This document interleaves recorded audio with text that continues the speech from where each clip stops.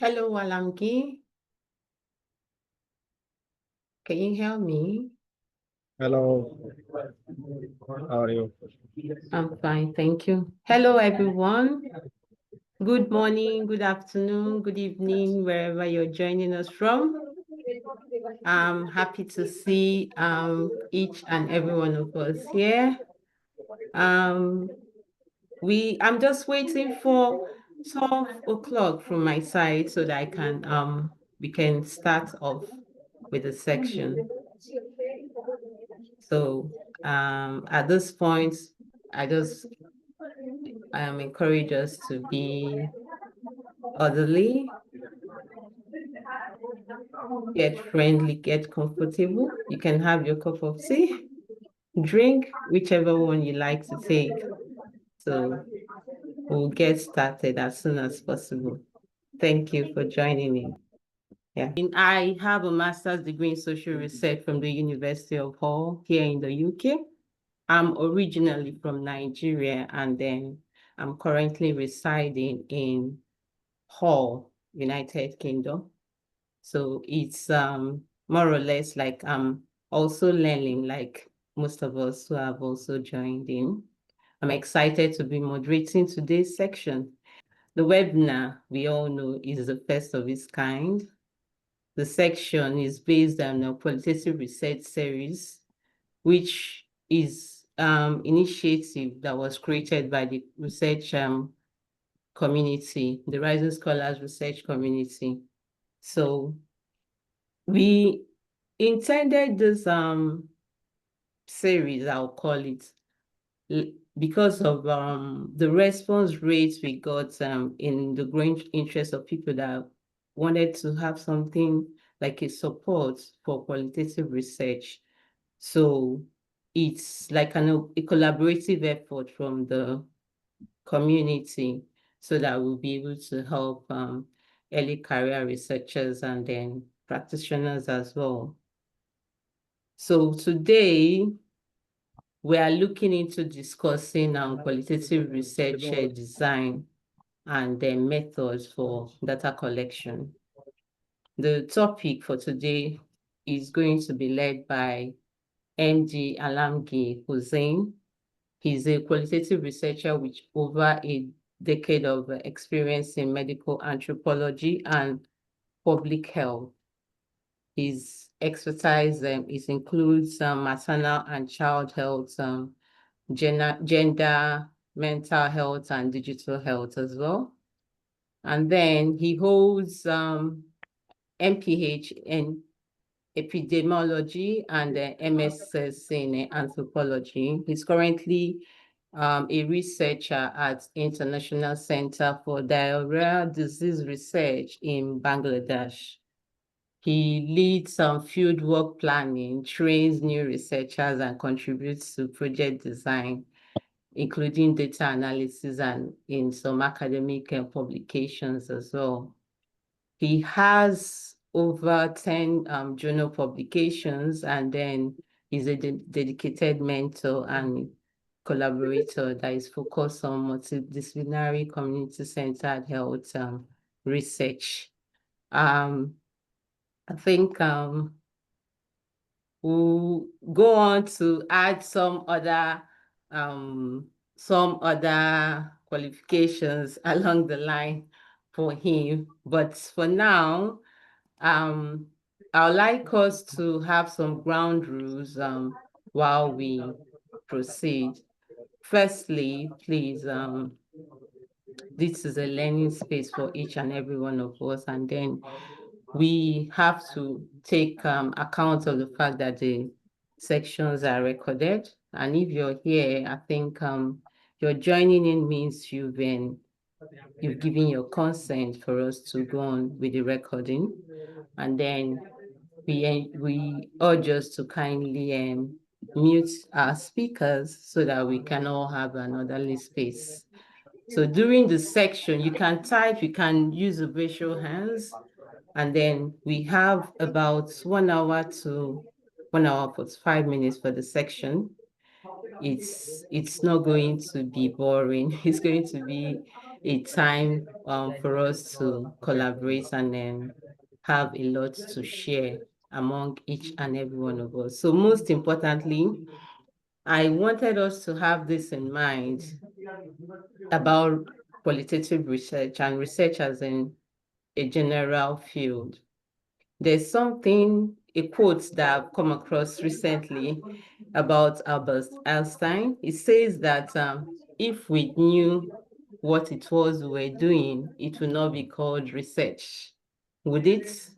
So I think it appeals to me because it makes us understand that there's a lot of things out there for us to discover, which is an essential part of research for us to test hypotheses, assumptions to also test, and then ultimately it makes us to challenge existing knowledge and of course provide facts about the things that we have seen and maybe propose further research. So I will encourage us to take advantage of the learning section and the network opportunities this section is offering. And then another important aspect I wanted to point out is try to take one or two major notes, or should I say, have two takeaway from this section. Why did I say so? I'm saying it because you're here mostly because you desire to pursue knowledge, and in pursuing the knowledge, it comes at a cost. So I know basically it's costing you your time, it's costing you your focus, and then most importantly, to cost you your money. Because if you have to use the internet or data, should I call it, you will definitely be using money. So that's why I'm pointing out the fact that we should please take one or two um, takeaway from this section. And then before I hand over to the host, I want to point out that during the question and answer section is going to be a knowledge sharing aspect whereby you are allowed to ask any question based on the topic. It doesn't have to be from the webinar. It doesn't have to be from the class because this is not a classroom. So you can ask any question, any concerns, any doubts, and then any one of the participants can raise their visual hands to answer, to contribute. The hosts or any other one that has expert in your questions will also be able to address it. So please, let's make use of our time here. So thank you very much. Enough of me. I think I've spoken so much already. I'd like us to listen to our host. Over to you, Alamgir. Uh, Thank you, Hugo. Can you hear me? Yes, I can hear you.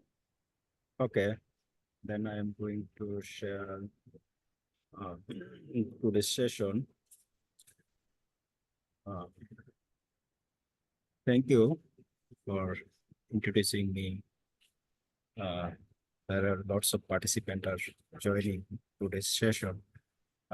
Actually, today is we are in Bangladesh. We are approaching Idul Adha, and our office is closed today, and it is 5 p.m. in Bangladesh. So it is leaving time from office and also to join the vacation.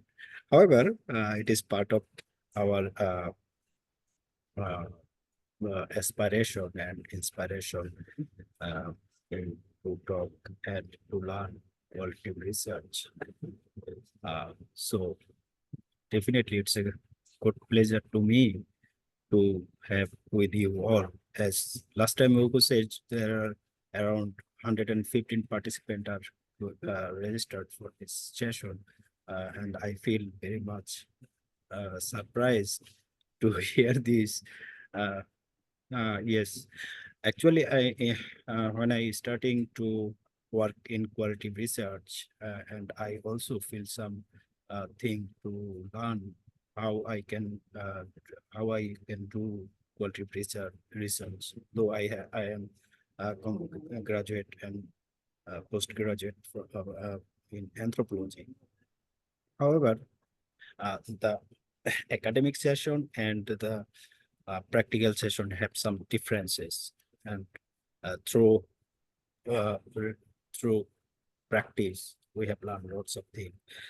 Okay, thank you everyone for joining today. I am going to share our main agenda. I am going to talk today on design of qualitative research. As Gugu said, I am Mohammad Alamgir Hossain, working as a research officer, working in icddr.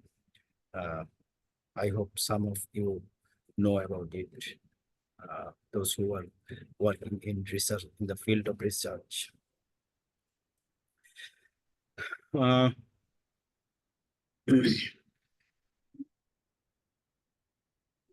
Okay.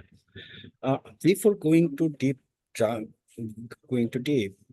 we have to know that the main agenda of this research is that, especially in qualitative research, the research paradigm, how we can decide what we can come through this a conclusion, what is knowledge and what is not, and how we can come through this. And in that perspective, according to Guba, the says that the research paradigm can be characterized through their ontological, epistemological, and methodological quotient that you can get through this research paradigm. In that sense, that what is the ontology? The ontology that refers to the study of existence. It also how we determine if things exist or not.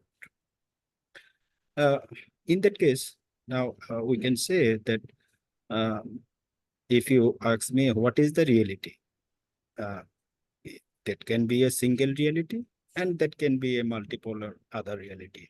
Someone can be agreed with me or some may not agree with me, that they are based on their context, based on their knowledge, based on their experiences.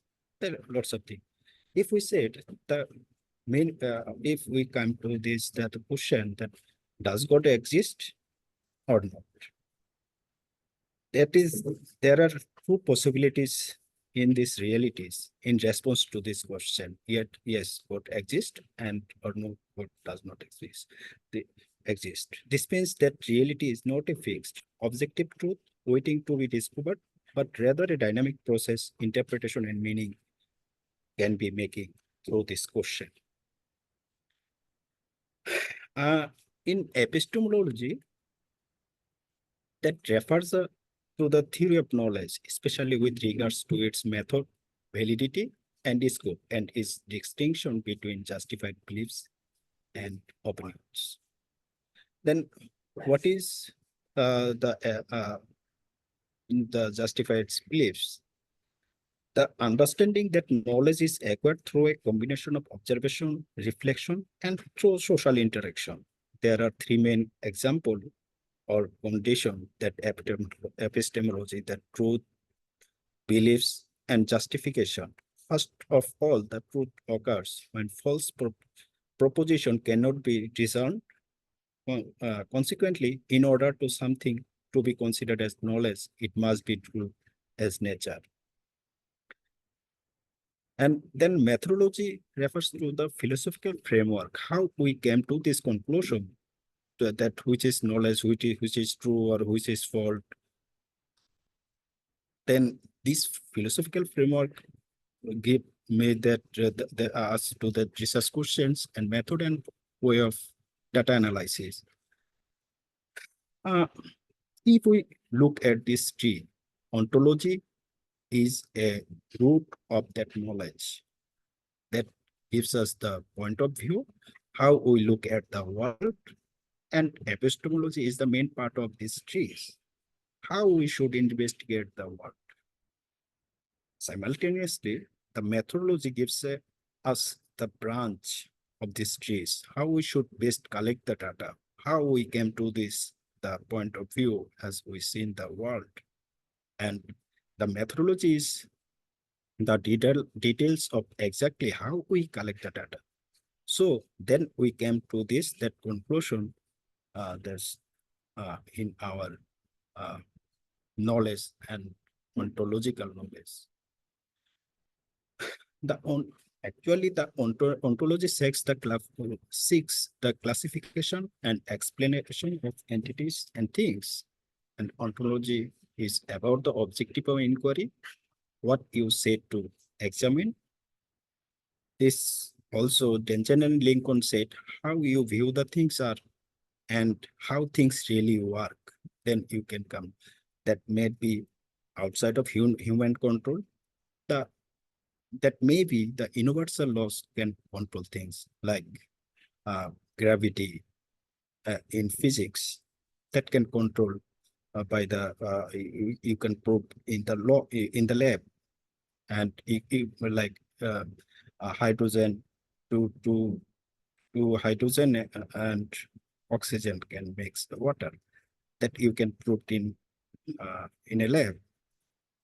But in epistemological question, we came to this, the knowledge, that at first that the question is that what is the knowledge, and then how is knowledge that is acquired, and what they acquired the knowledge, and what do people know about this knowledge, how do they know what they know, is him does this knowledge is trustworthy, cannot sense be trusted, and difference between opinion, knowledge, and instock. You can look at the uh, picture of this belief, oh sorry, uh, beliefs, truth, uh, intersection makes that knowledge based on their experiences. If you we look at the thinking flow, the scientific questions, that the what is reality in ontology, and then epistemological question is what and how can I know the reality and the knowledge? In theoretical perspective, what approach can we use to get that knowledge? So for that knowledge, how we can, what will be the procedure to use that to acquire that knowledge? And in methods, what tool can we use to acquire that knowledge? And the source, what data can we collect? It is numerical data or it is interpretive data, The kind of knowledge is that if we think ourselves that what kind of knowledge we have based on what, that maybe one can be a fact, second can be based on our ideas, that can be a probability, maybe that could be happened or not, and and then third was is that is subjective knowledge that we came through this. And how can we create this knowledge? Based on measuring, what? Measuring number, or we can say measuring the number, or mm, anything, ratio, percentage, uh, chi-square, odds ratio, etc., etc. Lots of things are doing for using for measuring. And second one is observing. If we can observe something, or third one is for asking, and fourth one is for testing. That came to this, which is true or false. Came to we are going to test this one, and last one is the reasoning. There in practically there are two type of traditional research paradigm are exist. One is positivism, for another is interpretation. Positivism believes that there is a single reality which can be measured and known. Uh, as I said, that is you can say it the universal law, then there have very less if impact outside or human impact, then you can measure everywhere across the world. Uh, and in interpretism believes there is no single reality or truth. So reality need to be interpreted based on their people's perspective, based on their people's experience, based on their people knowledge, based on their people's uh, uh, thinking. And so what is the positivism? Positivism mostly using in can be used in quantitative methods, quantitative studies, and that is reality governed by the context-free cause and effect relationship. We there have context-free that we all know that gravity is hydrogen and to hydrogen and on oxygen can make it water, and that there have no context is fixed. So you can prove it everywhere across the world. So, but in interpretism, there is not, which is, if we say, which is true in Bangladesh, it's not like the true in UK, USA, Africa, or Middle East, or China, or Japan, or other countries, or Australia, everywhere. But the truths, context are different based on their culture, societies, and their knowledge and education as well. And the scientific, the positivism also be scientific, evidence-based, and deductive knowledge, and research methods are structured, experimental, and results are quantifiable. Whether the interpreters use that is qualitative study, which is socially constructed reality, that what people are thinking that about that reality, which must be interpreted based on their experiences and knowledge influenced by multiple realities sensitive to context. The research aim to uncover the meaning of phenomena, and the role of the researcher is a co-creator of meaning and bring their own subjective experiences to the research. Methods try to capture the insider point of view of the knowledge. Uh, uh, Now, let's keep let's explore the what is qualitative research. The qualitative research is is to explore the gain and deep comprehensive understanding of social phenomena or social realities, focusing on experiences, their human perceptions, behaviors of individual within a specific context, which is you can say it a specific culture, maybe, or a specific area, a specific region, which is different to others, as I said earlier. In in-depth understanding and explore complex situation, gather rich knowns data, how people experience and interpret the world. And it focuses on meaning attached to their experiences and behavior, how people interacted with their social context. And it providing context, depth, and insight into human experiences. Look at the picture. Someone say in some context, some people may say six or no. Someone say it's actually nine. Based on that, how people things are observing on how they experiences on the six and nine, so they can come to this their own conclusion. And actually, why we are here to designing qualitative research? First, we have to know that the qualitative methods helps to explaining the factors that influence as health or disease, and that reflect the social meanings of the health and disease, and understand how individual and communities understand the health and disease. Uh, the study interpret interactions between players who are relevant to a public health issues and who are not. So that kind of methods help to get that answer. and why did it happen in that some context and why it did not happen in other context. And some of the participants are others, and how professionals are exert their power in power dynamics.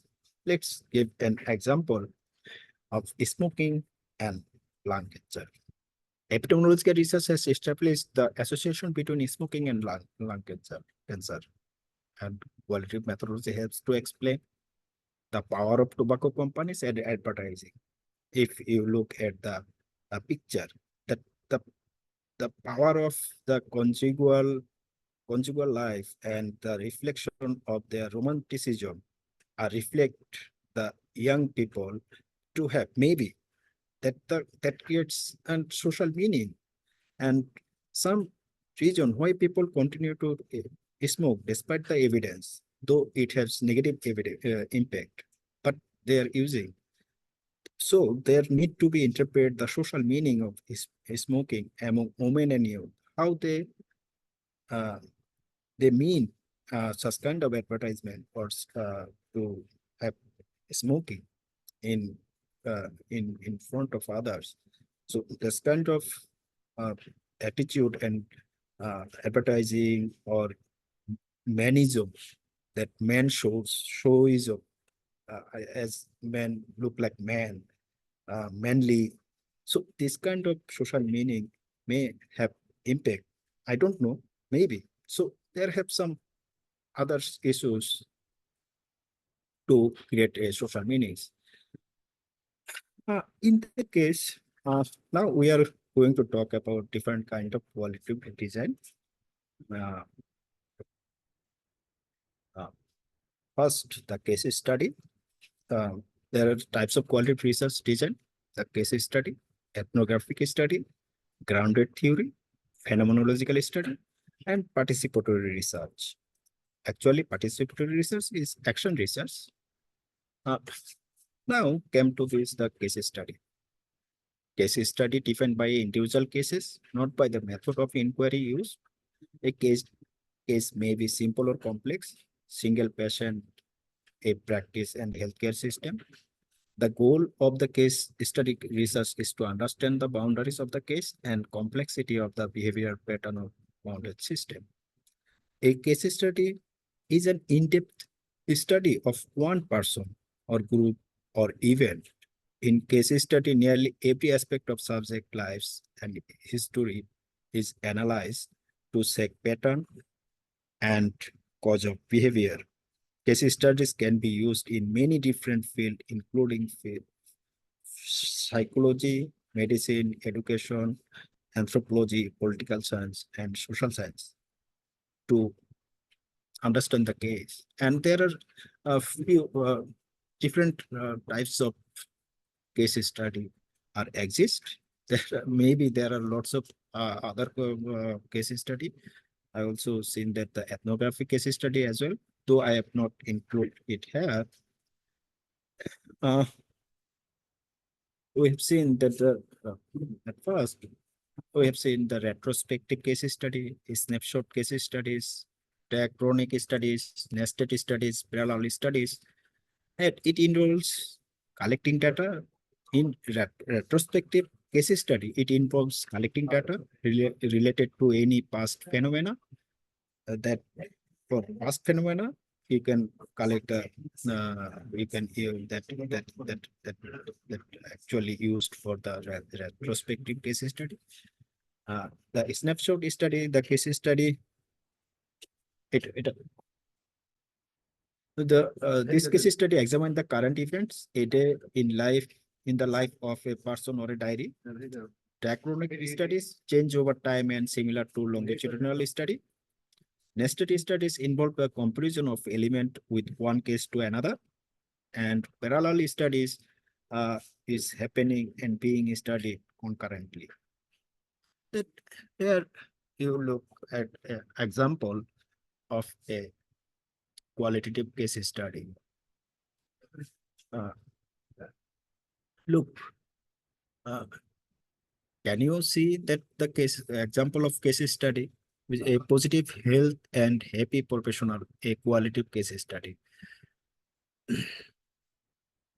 this case study are one kind of ethnographic case study.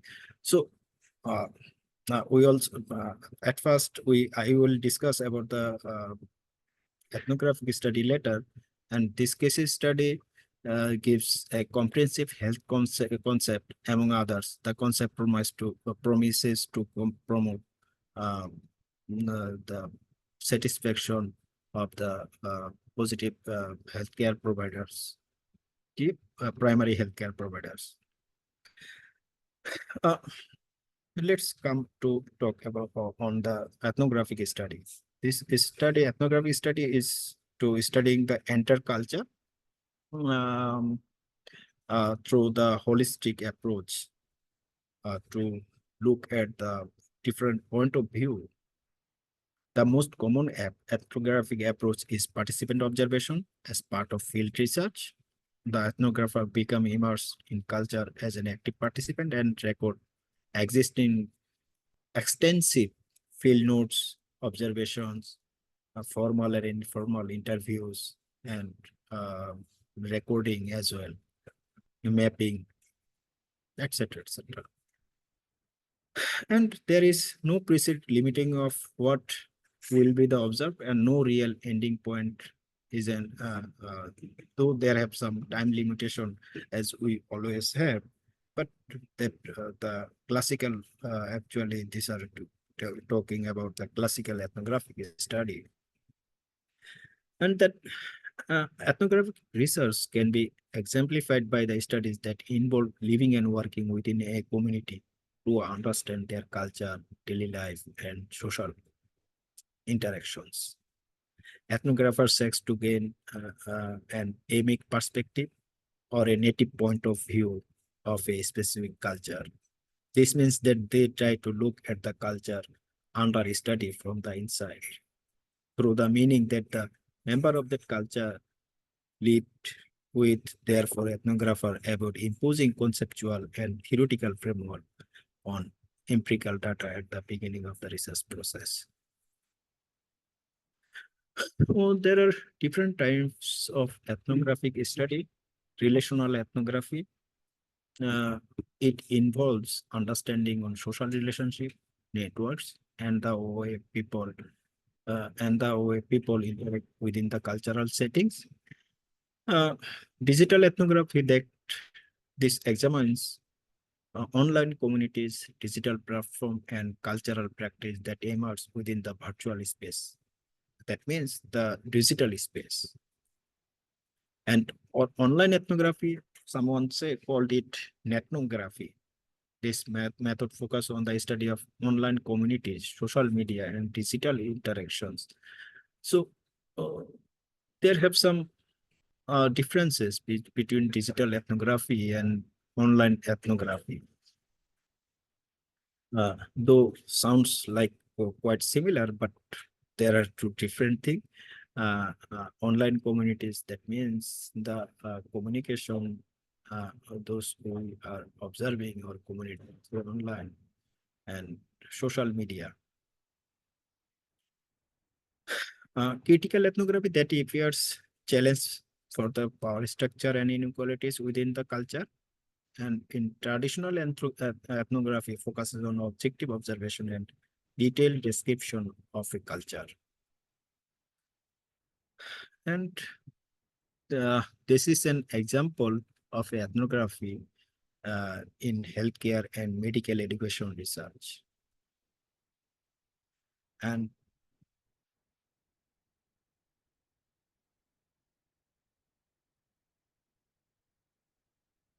there, the ethnographic sometimes uses the term, this thick description, that the point are explanation in very thick position and thick point of view, then that is uses the grounded theory. Now we are talking on the grounded theory that emphasizes the development of theory, which is grounded in data systematically collected and analyzed. Theory must be faithful to the evidence. Look for generalizable theory by making comparison across the situation, and focus on patterns of action and interaction of the participant.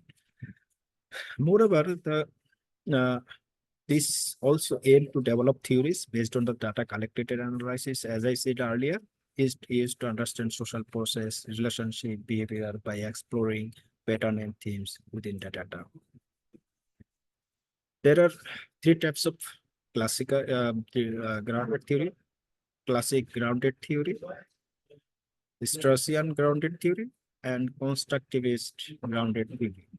The classic grounded theories are developed through an inductive process, and researchers continuously compare and analyze the data, identify relationship to allow theories to emerge gradually.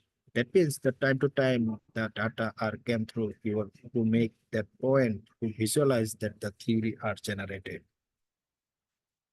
Straussian grounded theory, this focus on social process and action, aiming to understand how people interact and within the social context. Researchers use pre-existing concepts and theories as a starting point and then modify them based on the collected data. The constructive grounded theory, this emphasizes to understand the multiple subjective realities and perspective. Researchers actively interpreting and analyzing the data, considering their perspective and biases during theory development. And there is an example of the classic grounded theory nursing study, a qualitative systematic review protocol. Then there are, sorry,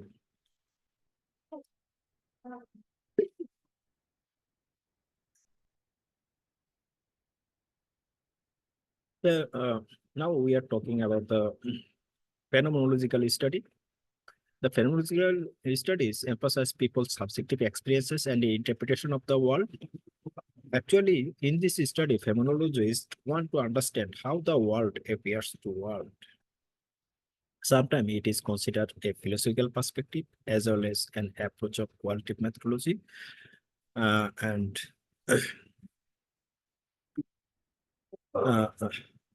this also interpret the people's participants may be their illness, meaning of their illness, coping mechanism, and overall quality of life. Researcher might conduct in-depth interview to understand their meaning and impact of diagnosis of their lives for the medical anthropology or health research. And there are usually two types of phenomenological study are available. Descriptive phenomenology, it describes the essence of a phenomena based on its experience of an individuals, and researchers aim to eliminate their own biases and preconception to focus on the life experiences in itself. And interpretive phenomenology to explore the meaning of significance of life experiences. Researcher may analyze the experience within a broader framework, considering cultural and social historical influences. And there is an example of a phenomenological qualitative study utilizing interpretive phenomenological analysis to explore disclosure in adolescent with Turner syndrome.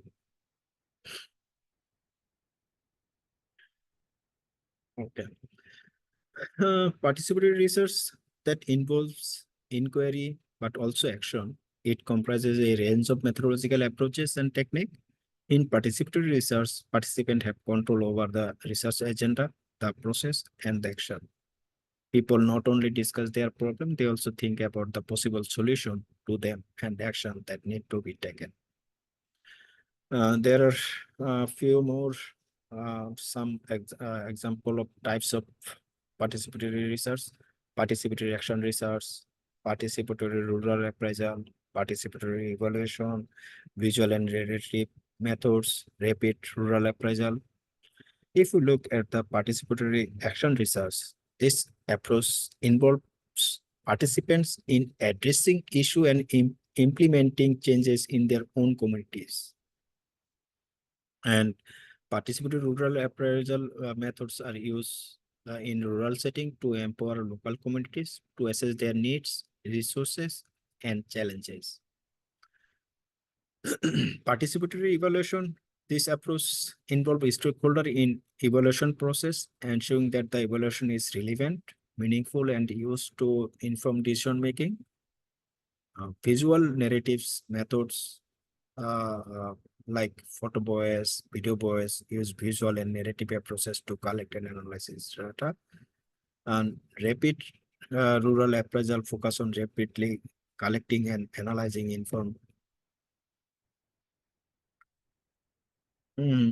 information about the rural life and socioeconomic condition. And here I like to mention that the participatory rural appraisal and rapid rural appraisal are different, as one is to empower the local communities and assess their need and resources, and rapid rural appraisal are for to understand their rural life and socioeconomic condition, which is going rapidly compared to the rural appraisal, participatory rural appraisal. And here is an example of uh, participatory action research, the facilitating health promoting ideas and actions, participatory research in an underserved Swedish residential area. Actually, the purpose of this study uh, is to collaborate with residents living in Swedish underserved areas to generate health and well-being priorities and their actions. Now, we are talking about the designing of a qualitative study. How we design a qualitative research study, a qualitative study. At first, we have to identify a problem we are going to investigate and stating the purpose of the study based on the problem or based on the experiences that need to be explored or need to understand, and develop a conceptual or theoretical framework for the study and formulate the research aim and objective, and select a qualitative research design, whether it is case study, ethnographic study, phenomenological study, uh, participatory rural affairs, participatory research, or anything else based on the qualitative methodological or philosophical theories. And then select a sampling strategy to establish this, fields or sites of the research and selection of participant.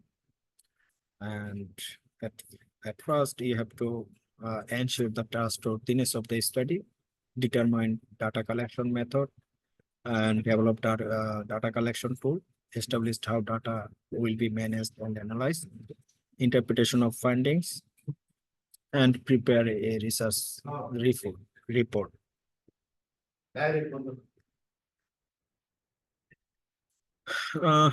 Thank you for today. Now, actually, today's session is, I think, is more boring to you, those who are interested. Actually, in theory, in this study, we are here to share our idea came to this to conduct this study. And now, uh, thank you, everyone.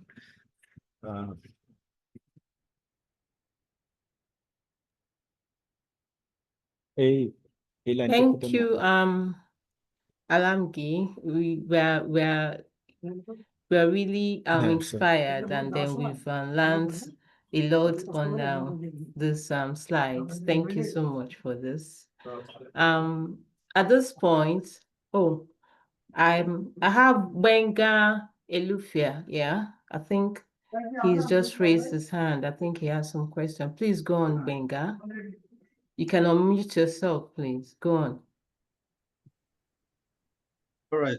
Thank you so much. That was a very great presentation, and I appreciate um, this platform for giving us the opportunity. My name is Benga Eluviso. I'm a doctoral student and a sociologist. So you talked about ethnography. I'm actually a qualitative researcher. So you talked about ethnography, and you specifically mentioned online ethnography and digital ethnography. You said they look, I mean, they are similar, but then they are different. So can you please explain the difference in clear terms and probably give us context, like contextual example? Thank you. And one more thing, I'm also, my research focuses on rurality. And I know you talked about participatory research, which is some of the things that I also do. I would like you to please explain a little more on the two types of participatory rural approaches. Thank you so much.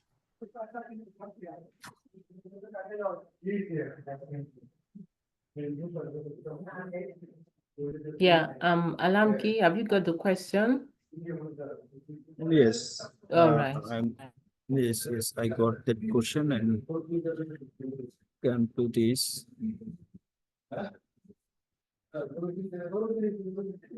Okay. Actually,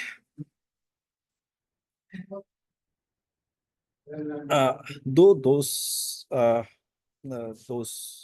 ethnography and digital ethnography are conducted in uh, digital field or uh, uh, on online communities. Digital ethnography broadly studies online interaction and culture. Online interaction uh, may you can say to to to to to, to communicate through the online. If I can observe your behavior. We can communicate through online, such as um, uh, to observing human behavior through online, like we are participate in the online session. Then we can observe our behavior, interaction, and through and then we are coming to this some formal and informal communication. And uh, it, online participant and the on in digital platform. In if I give you an example, in previously and going to conduct a digital ethnographic study, though it is yet not published, or yeah, I just working on this.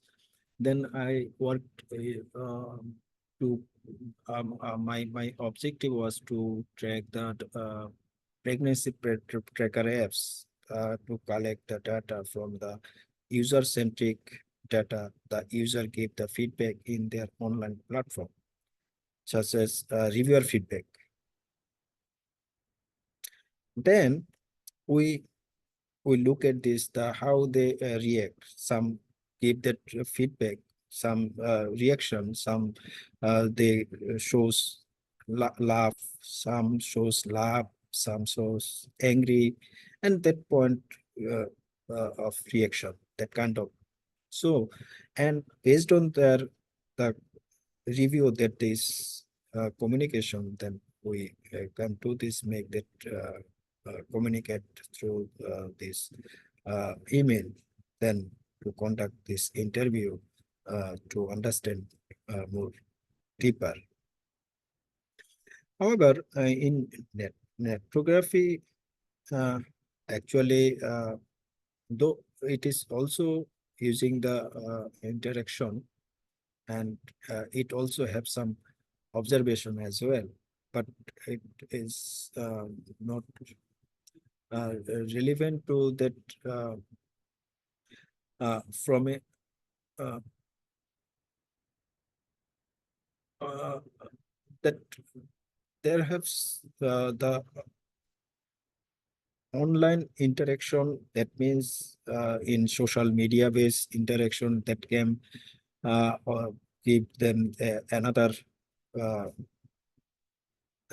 another emphasis on this through interaction through such as like messaging or texting to others or in digital platform to learn and communicate with other within informal and informal session, in informal interaction.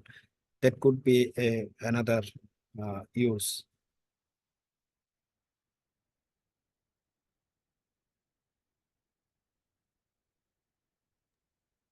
Thank you so much for the explanation. I think my second question goes to the participatory rural approaches. Like, I think you talked about two different approaches in participatory research.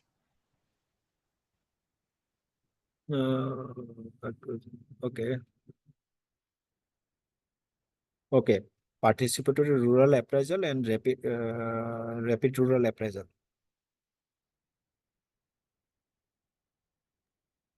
The main differences is that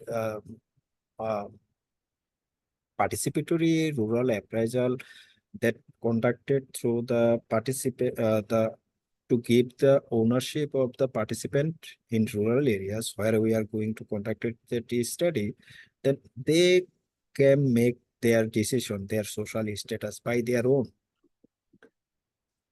And rapid rural appraisal, you are going to measure through this some characteristics and their socio-economic condition by your own.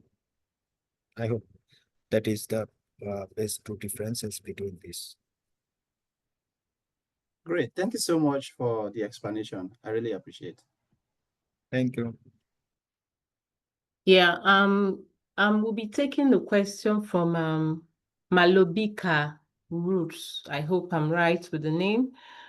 She wants to know about said how many samples can be considered in case study. That's the first question. How many samples can be considered in a case study? Yeah. Actually, a single case can be a case study. There are actually no sample are needed for the case study. If look, if you mm, going to understand you to conduct a case study, then if a single case or single person can be a case for you study to understand to actually case study to understand the individual or anyone in a deep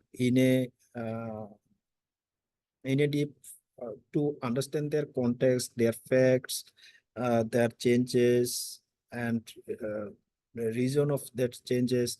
It not only a person, it can be an institute or organization. It a single uh, um, organization can be a part of this case study. So there are no need to be a number of sample size.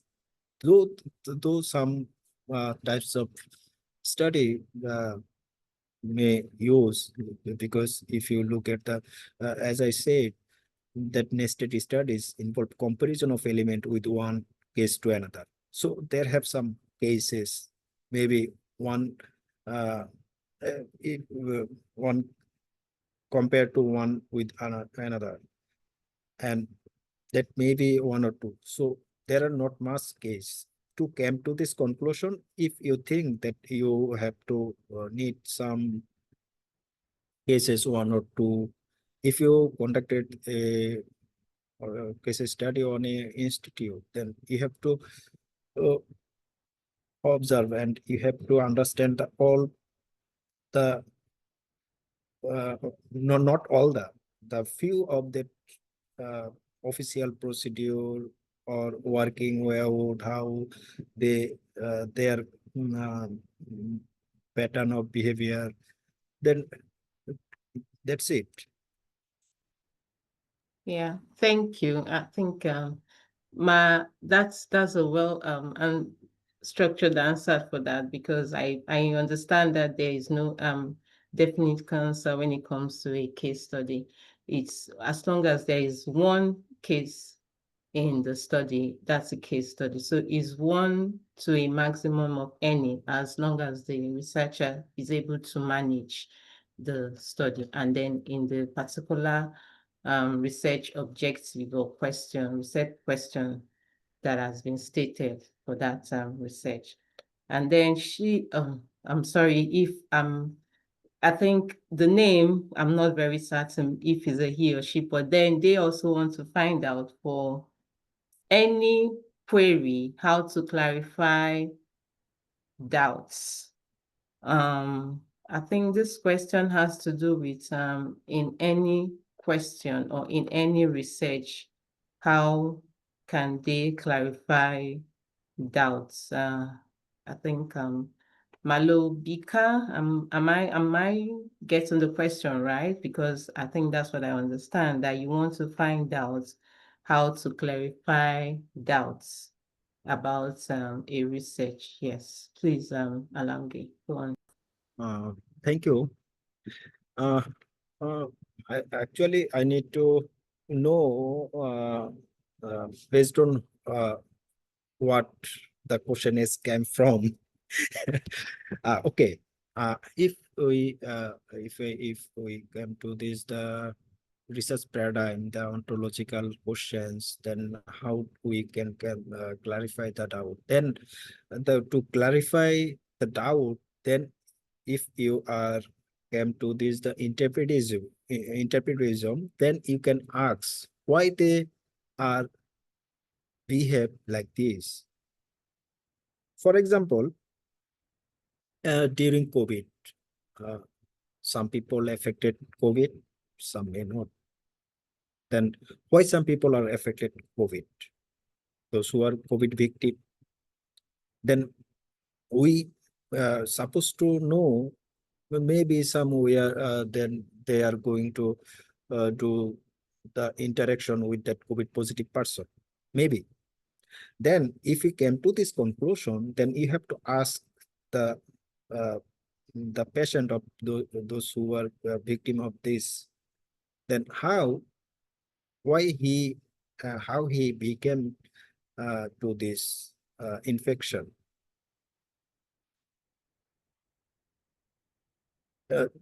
So to proper clarification in interpretism, we have to ask to that question to those who experiences on these matters or on these issues. Then that would be good for us to get true meaning. And then if the COVID positive person, for example, this COVID person can give his example experiences, then how he become on this. That would be the true meaning to ensure that to avert the doubts. All right. Thank you. Thank you for that. There's another question. Before I can see Tano, Linus, your hands are raised, but please let's take the question of Patrick Falantwa. My apologies. I hope I got that right. The question is, what is the difference between research theories and theoretical frameworks? Yes, please, Alamgir. Actually, theory give you the idea, and the framework give you that the route, how you reach that position, or give there have some multiple ways to reach that point, but the following this theory is give you that the direction, and the theoretical framework give that direction in detail how to reach that.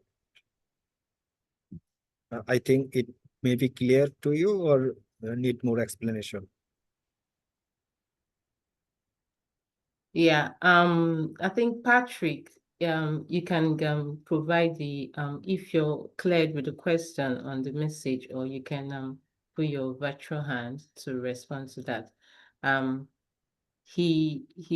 Alamgir has given a response. I don't know if you need more clarity on that. At this point, I think Tan or Linus, and could you go ahead with your question, please? Can you unmute yourself and then go on with the question? Thank you. Yeah, thank you. Thank you so much. I'm Linus Tano. I'm actually an associate professor of research methodology. Mine is not so much of a question, but just to thank the organizers of the program and the presenter. He has done a very good job, a very good job. He has really captured a lot of the issues. Just one or two inputs regarding the section on the research paradigms, which basically deals with research philosophy. Apart from the ontological epistemology and then the methodological component, there is also the aspect of axiology, which basically deals with issues of value. And that axiological component of research paradigm is very important, particularly within the section of qualitative research, where the researcher is largely involved. I mean, in terms of detachment from the research process becomes very difficult. Yeah, so just adding the component of axiology to the issues of epistemology, ontology, and then the methodology. I think there was a question, I'm sure maybe because of time, and I want to assume that maybe in your next section, you would want to also capture the issues of pragmatism, where you try to integrate both the positivism and interpretivism. And I think that there has been a lot of challenge for particularly early researchers, how to really triangulate both qualitative and then the quantitative, particularly within the issue of exploratory sequential. So maybe in your future editions, you could look at that as well. Then I think there was a question on issues of sample sizing directly in terms of case studies. I think grounded theory is able to handle issues of sample size a lot, particularly when it comes to data saturation and theoretical sampling. But in all, I just want to thank the organizers and the presenter. He has done a very good job. Yeah, thank you so much. Yeah. Actually, I came to the thing considering this the research paradigm to discuss today as the how the knowledge actually came. We are came to this conclusion that how we gather that knowledge for this perspective. Okay, thank you for your advice. Right. Thank you so much, Tanu, for your best wishes. And then we have a question from, I think, Benjamin Osaro, yeah? Wants to find out, is there a method of determining the sample size in the other type of qualitative studies? Is there a method of determining the sample size in the other type of qualitative studies? I'm not sure the other type this implies to. I don't know if there's a clarity or he needs to give more clarity on this, but Alamgir, I don't know if you understand the question the way I just explained. Actually, in qualitative research, based on my experiences and based on my knowledge, based on my exploration on article and books, I didn't find any fixed method to calculate the sample size as like in quantitative research. It is based on your research objective and research design. How you can can going to explore or going to understand in your qualitative study. That will that can be helps to determine how many sample you are going to.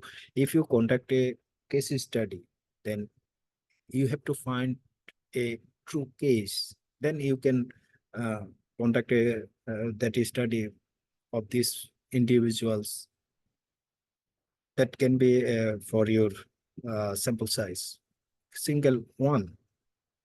And if you can go phenomenological or any uh, grounded theory, then you can choose based on your objective to multiple types of the study participants uh, within your research interest.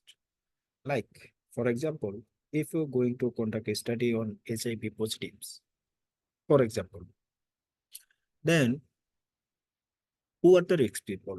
You have to come to this conclusion. Maybe those who have that risks for this risk behavior.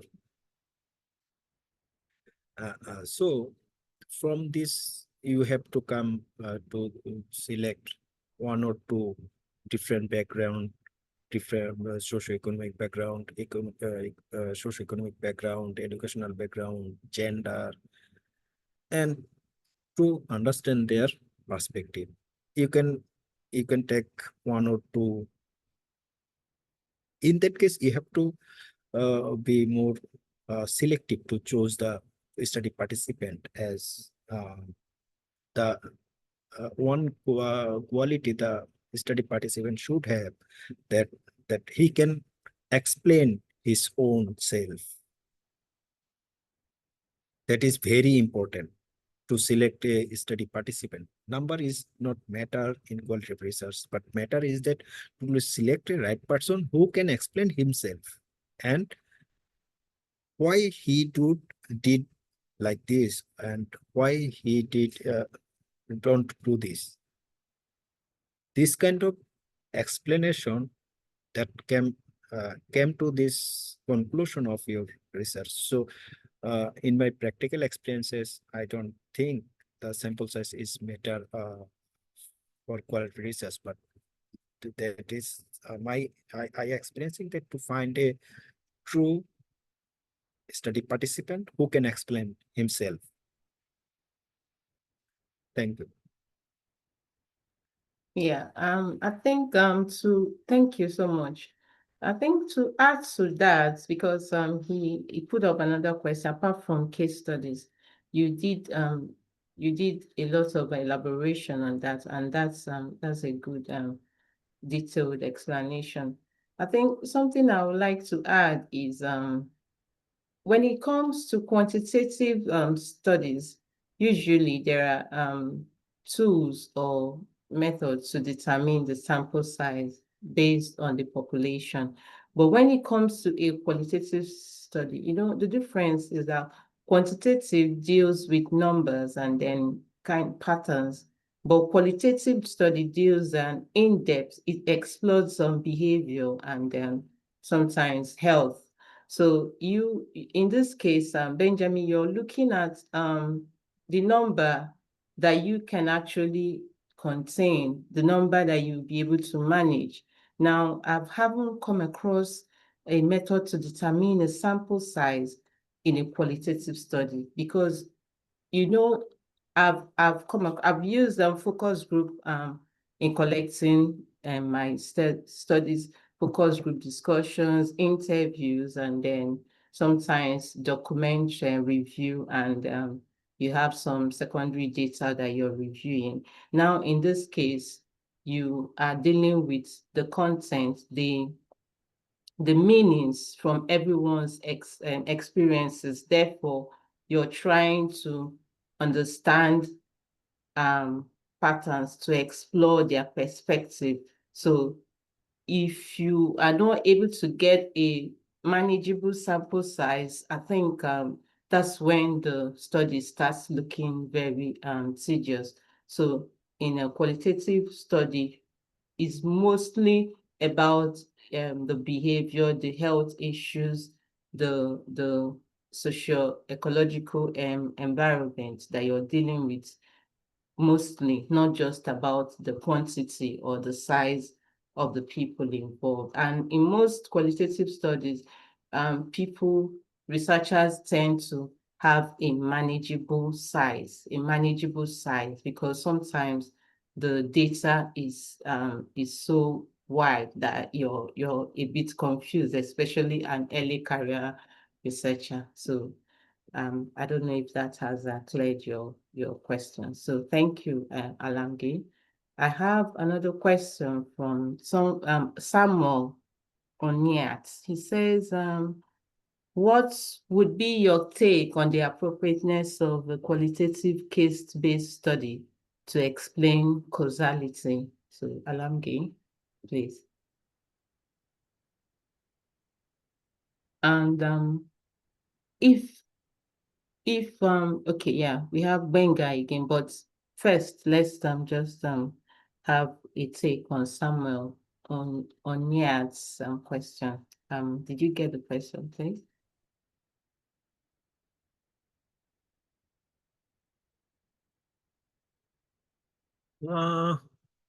Causality.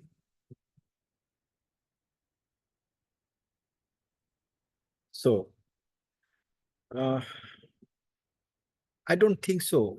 To causality, for causality, to understand the causality, we can use single case cannot be explained the causality. May not be, maybe explain the causality, but it would not be the trustworthiness to all. At first, you have to need to explain what affects, what issues affects what. Then you came to this question, came to this conclusion. Then if took is without number, that is a single case can be very difficult. But it can be case-based study that can explain the narrative point of view, the behavioral pattern, the social cultural point of view, context. But I don't think that is not appropriate from my side, from my understanding, to explain the causality. Okay. Yeah, thank you. Anyone in the audience, any participant that has an experience too in any of the questions can please also contribute. This is a knowledge sharing environment, and we urge us to please maximize the time here to be able to help each and every one of us out, because this is a learning, a collaborative, and a networking environment whereby we are trying to clear our doubts as well as bring out a little bit of our experiences or perspective as qualitative researchers. So thank you so much, Alamgir. And I have, okay, Benga, yes. Benga has his hands raised. Benga, please go ahead. Thank you. Yeah. Thank you so much. Going back to Benjamin's question, I have something that I can add to what the presenter and the moderator have said. Those were very great responses. One thing I would also want to add to it, and then I will share maybe a particular experience, is the fact that when you are, it depends on the kind of research you are doing, the people, your participants, because in some cases you have population that it will be very difficult for you to get large number of people. So in that case, you are just restricted in a way that you are not particularly looking at number, but what you are going to get out from the very minute number of people that you can get. So As far as qualitative research, I don't think number really matters, but the depth of information that you are able to get from the participant, which the two speakers earlier have actually highlighted. I also want to, just because the moderator talked about focus groups, I want to talk about my experience in focus group and what I've learned so far. There was a time I have read that you have minimum of 6 and maximum of 12 based on literature as far as participation.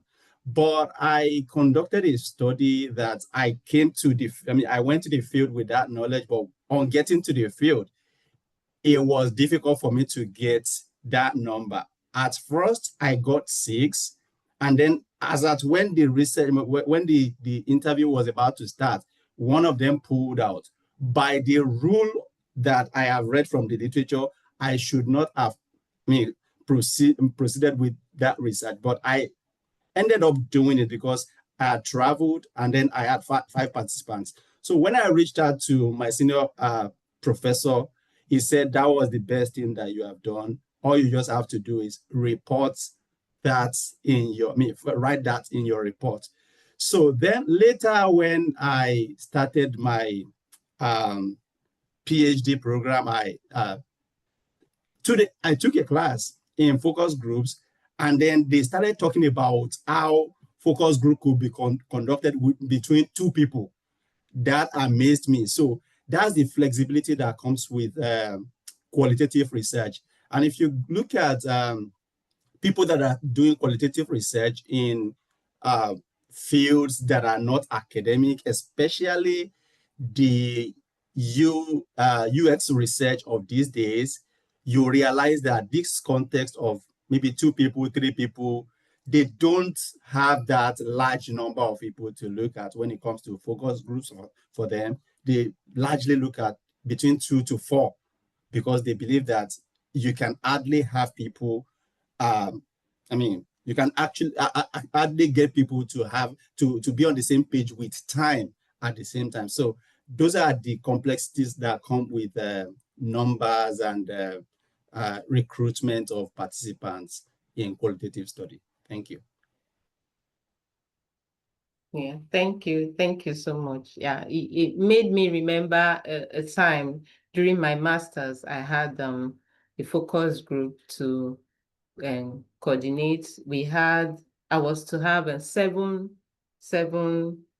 participants, and we ended up being just 2 participants and myself. And then at the end, I asked my lecturer, we only ended up with 2. What do we do? And then we were advised to go on and analyze the data based on the information we had already collected. And that was what we used. So I also have an interview that we expected at least 5 people. You know, most times in qualitative research and every other research as well,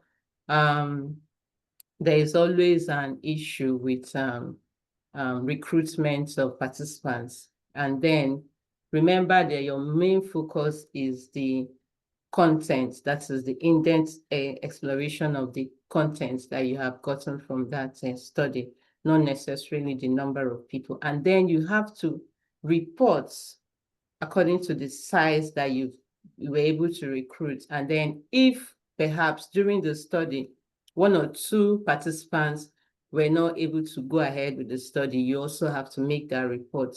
That's the reliability and validity position you're trying to ensure in that study. So thank you so much, Benga. I think we have another Emmanuel Afunwa. Yeah, the question is how do you ensure rigor in qualitative research? I think that's what's on the screen. Yeah, please go on. Thank you. Thank you. Though we are, I think we are talking about some rigor today, maybe or not. Anyway, this is mainly part of the research method part. I think we will discuss in our second session. However, for your information that the we are mm, to ensure the data trustworthiness, we have uh, to we are doing some uh, we are following some issues like is data triangulation and reflexibility of the data uh, and the positioning of the researcher and the institution. So to ensure the rigor, we are using the triangulation. Triangulation first. Triangulation could be the theory. Among the theory, you are going to if the study design is grounded theory, then you have the preset of theory to you are going to prove based on your data. The, the researcher triangulation, data triangulation, methodology triangulation, and the investigator. I am not a single person going to conduct the study. We have a team. So all of the team members are like to check the data came from the interview to understand to come to this conclusion that actually what I understand about the meaning of the data, for example, Ugu also can come to this, okay, yes, this meaning also seems like to me. Then this also gives us the investigator level, researcher level point of view that okay, this data is true. And then if you come to this methodological triangulation, if you are going to observe, you are going to conduct in-depth interview, going to conduct key informant interview, focus group discussion, as Gubanga also said. So this kind of methodology gives also give you that proven to that this data is also gives some that meaning. And I also said that theory, investigator, methodology, and based on this triangulation, we can ensure the rigor and positioning. Also, the positioning also issue the reflexive position of the researcher. Thank you. Yeah, thank you. There was a comment from Ozioma Prince Mugodo, yeah, which is also talking about rigor in research. Yeah, so this mentions 3 pillars: meticulous planning, continuous reflection, researchers' reflexivity, and the transparent communication with your audience about both the studies process and its findings. So it all boils down to the same thing we are talking about, and that's exactly the points you've pointed out in Alamgir. Thank you so much, and then thank you, Uzioma, for that contribution. And then Benjamin also has made some comments, says, my take is that one can reach saturation points even with 2 participants. Yeah, that's true. With 2 participants in a qualitative studies. Yeah. It's All right. depend on your study design. It's depend. Exactly. The study Not design. necessarily. Yeah. If you look, if you going to conduct a quiz study, then you can going to, if sorry, don't take me wrong, that I am saying that the 2 participant can be in all studies. It's if you are going to conduct it into ethnographic study, then it can be a institution. You can also be conducted in ethnographic study as a whole population. You are coming uh, regularly to that in a organization from till morning to night, how they behave, how they interact, how they are talking. Then you can make some point, and based on this, You can also conduct in ethnography in a rural people. So the area, if for ethnographic study, anyone can be your research participant, all of you study participant. So there is not number. Everyone is your study participant. So there may be, if in a village can be if in a specific area there may be 6,000 people or 10,000 people, and everyone can be in your study participant. So we cannot say that 10,000 participant is my study participant. In that case, we are focusing that in that area we are selecting and give some the description that their diagram, their basic information that the area is length, weight, the is dash square kilometers, or the population number is dash. That means there's this number of, it can be 5,000 or 15,000 maybe. So when you are going to conducting this ethnographic study, then you have to observe how, when in this people, how they interact with each other, when morning till night, how, where they are going, when they are back, how their children react, how the people are react, their behavioral pattern. So, but qualitative study, the number is very limited, and you have to focus on the very deep information. The information have to be wide, not a number based study. We are not going to every 10,000 people or every 5,000 people or 10,000 people. We are going to select. If we, for example, I am going to conduct the ethnographic study in a specific area, then in the morning I have to meet a state vigor, for example. Then I have to see in her how they came to this his state, how they take his position for state for begging, and if you and how the officials are moving to their office, or moving with how their mobility, when where they are mostly going for healthcare, for mostly where they are going for their religious purpose, when they are going to their educational purpose. There are lots of issues you are going to come to this.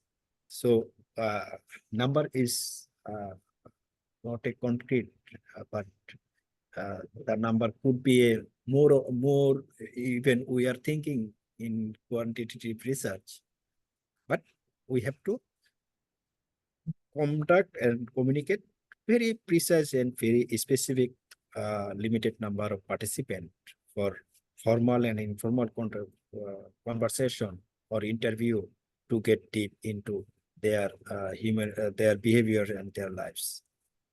Hope I can make you understand. Yeah, thank you. Yeah, that was clearly explained, and I hope he understands as well, because the saturation level, even according to Kinyan Waura, the explanation I'm seeing here also is about the type of research. And then most cases in qualitative research, it's not that is advised against, but the fact that you're not looking at the number at this point, your major target is the behavior, the basic aim of that research, not necessarily the number of people, because the number of ideas, the number of maybe study of animals or plants or something, but the idea you're getting from that, the data is like the idea, the meaning you're getting from that, because it judges your position, your positionality as a researcher, because at this point, you're making some reflections, you're making some notes, some observations, and then you're not being judgmental. So most of all these things they come together in your report. So when your target is on numbers, I'm not very particular if you're looking at qualitative research, because sometimes it could get to that saturation point, especially when you've had enough of data already, which you have collected based on the particular study method that you're looking into. Yeah, thank you.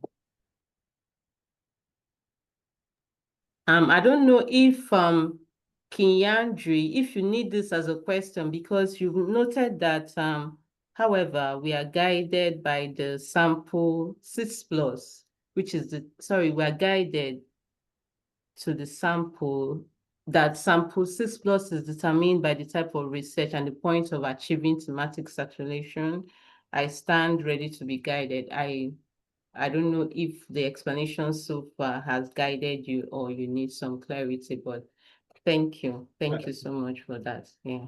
The guided does mean your supervisor guided or your research, your theory guided. I don't actually didn't understand clearly. However, in my practical experiences, I have seen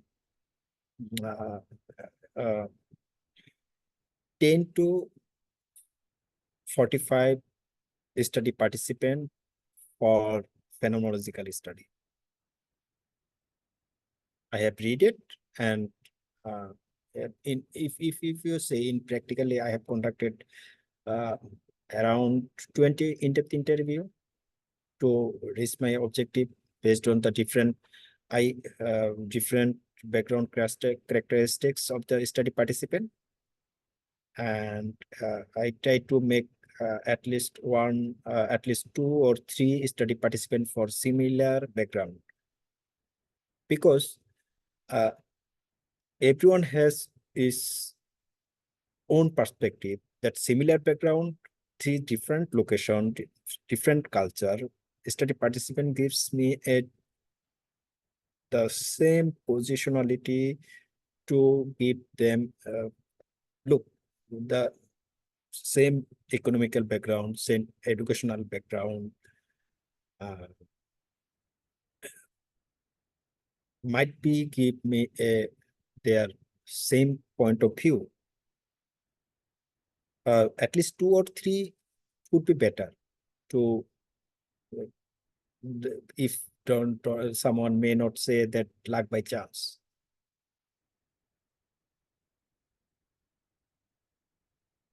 Okay. Yeah, thank you.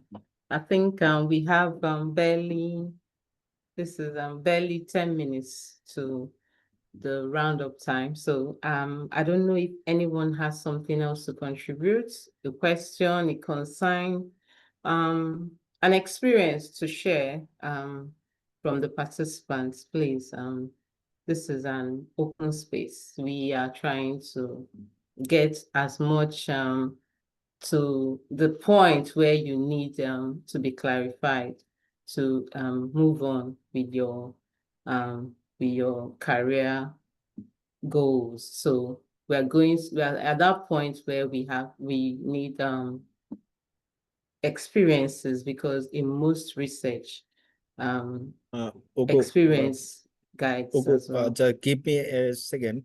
I just muted my video. I'm in online through my call. So I will answer if I need. All right, I understand. Thank you so much.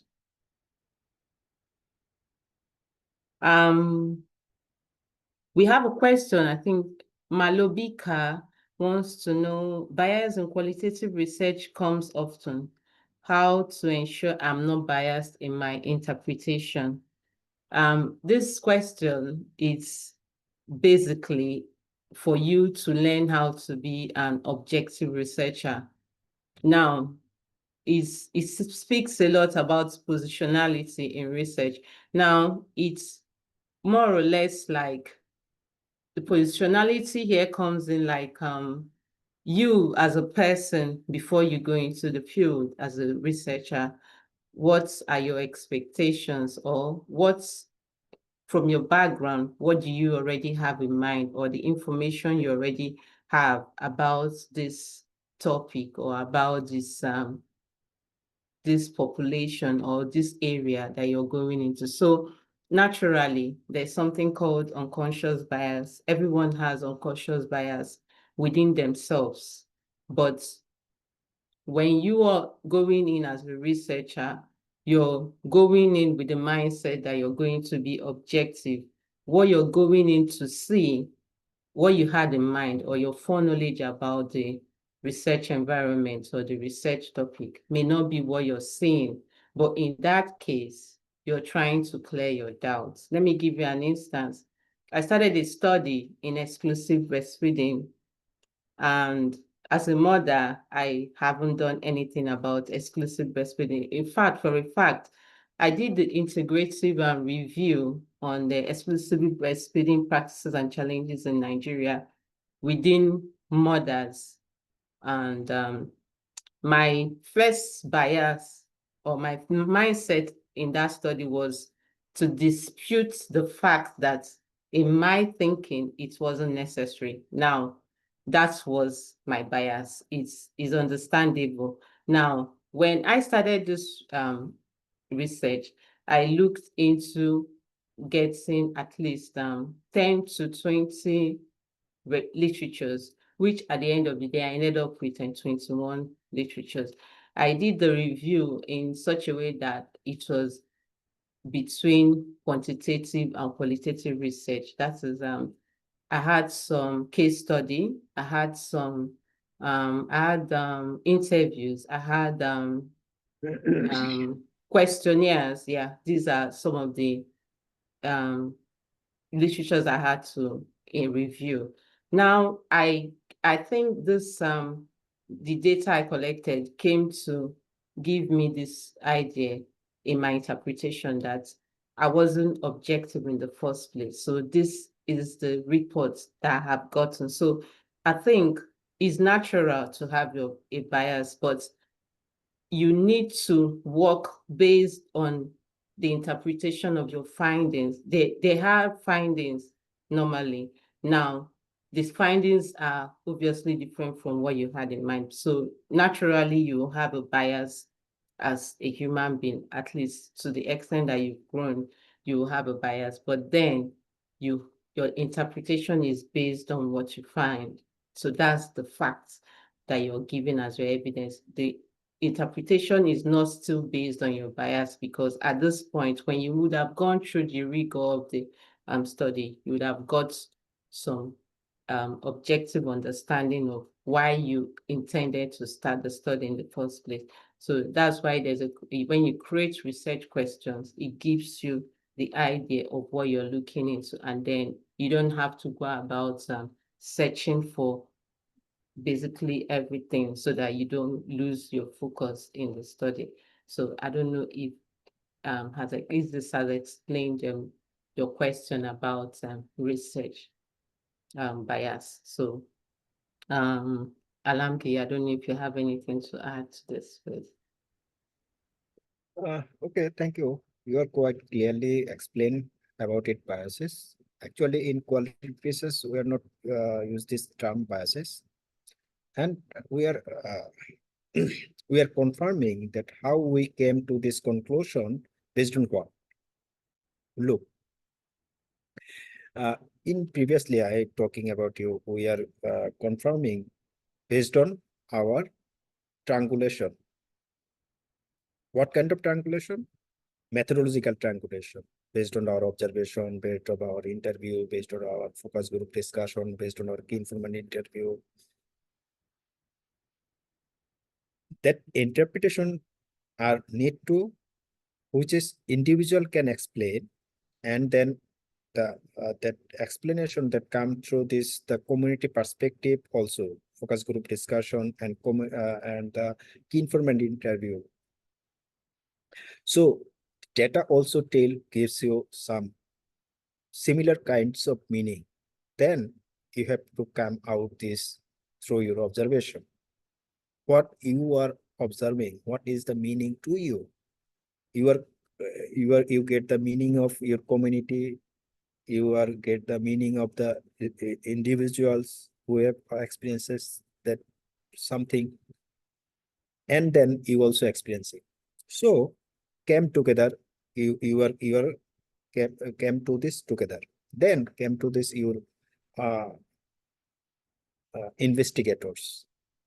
What they are meaning on this, your observation, uh, individual's observation, community perspective, and the informative perspective.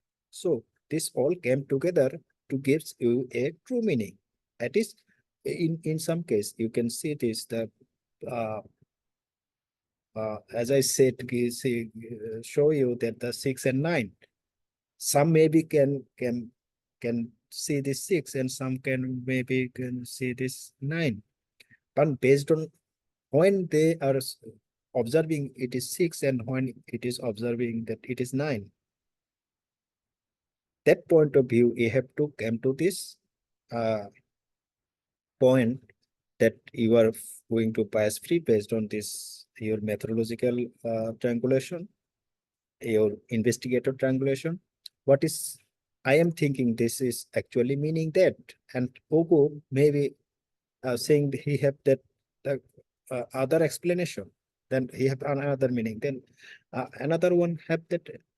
So this discussion helps to come to this conclusion and actual true meanings. And if needed, if you think that we are not actually properly come to this conclusion, then you can also come ask the study participant who have you are conducting that interview. Then we are come to this conclusion. What about your explanation? Am I right or no? That is the another way of to avoid it, this kind of argument, but we are not using that. Actually, we are in qualitative research. We are came to this the fact based on through this way. All right, thank you. I think we are running out of time. We have a question from Abdus. Abdus, your question is about thematic coding or qualitative research. I think that's part of one of the ideas we're talking about in the next section with Alamgir.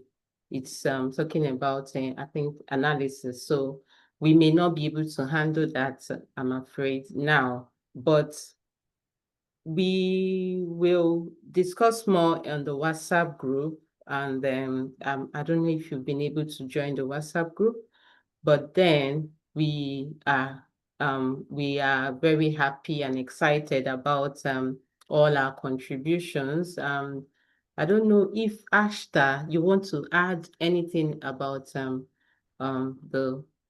the section or something regarding Rising Scholar. Please go on. Thank you for being here. Thank you. Thank you so much for organizing this. First of all, thank you so much, Ugo, for taking this initiative, and thank you so much, Amalgir, for being such an amazing facilitator. I myself am a very much of research enthusiast, so I got to learn a lot of new things. And I would also like to thank all of our participants for, you know, asking so many questions. And when we get questions like this, we know that the session is going really well because people are getting questions right. And Rising Scholar is very happy because we want Rising Scholar to be exactly like this. Our community members who are all over the global south, all over the world, coming together organizing programs for themselves by identifying their own need. And our team is like super thrilled about overall happenings here. And I am very, very pleased to say that this is one of the best webinars we have had in this year.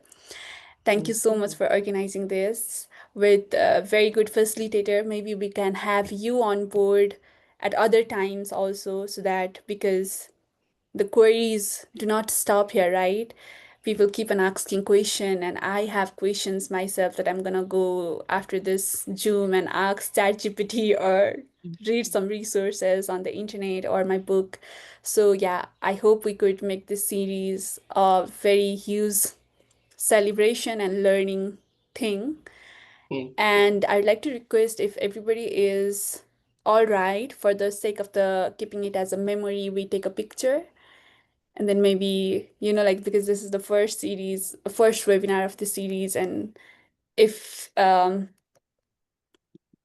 if everyone is fine, we can take picture.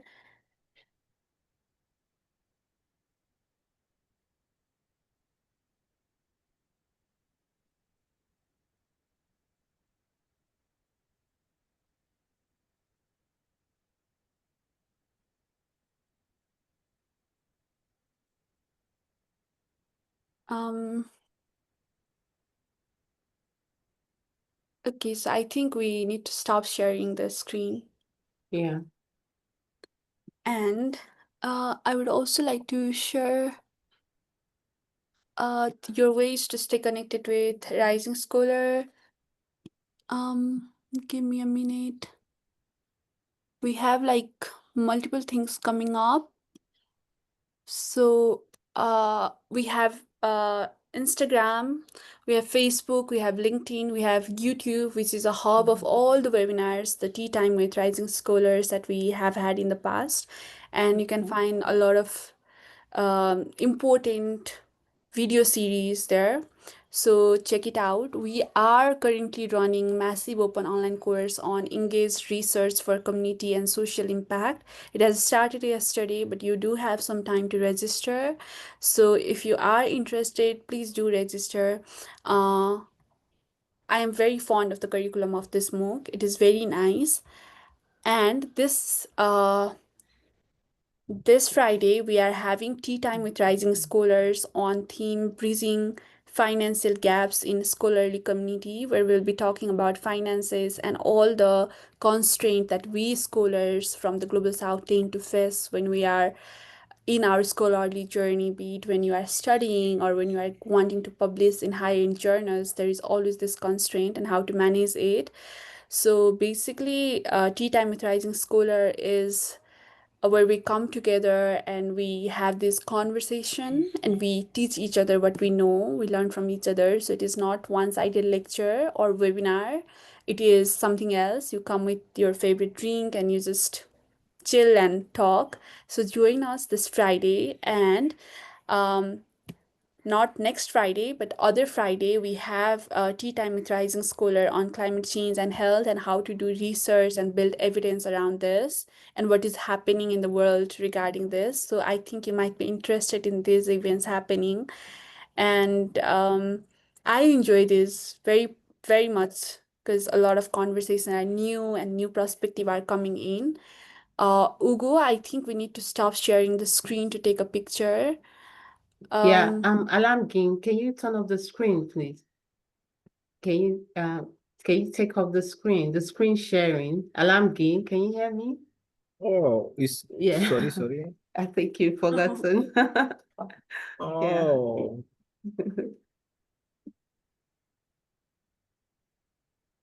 Okay, Okay, so yeah. yes, so I will take a Skinner said, picture.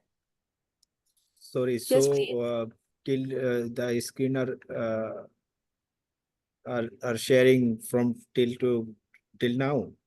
Okay. It's better now. Yeah, it's all right. It's not sharing right Sorry. now.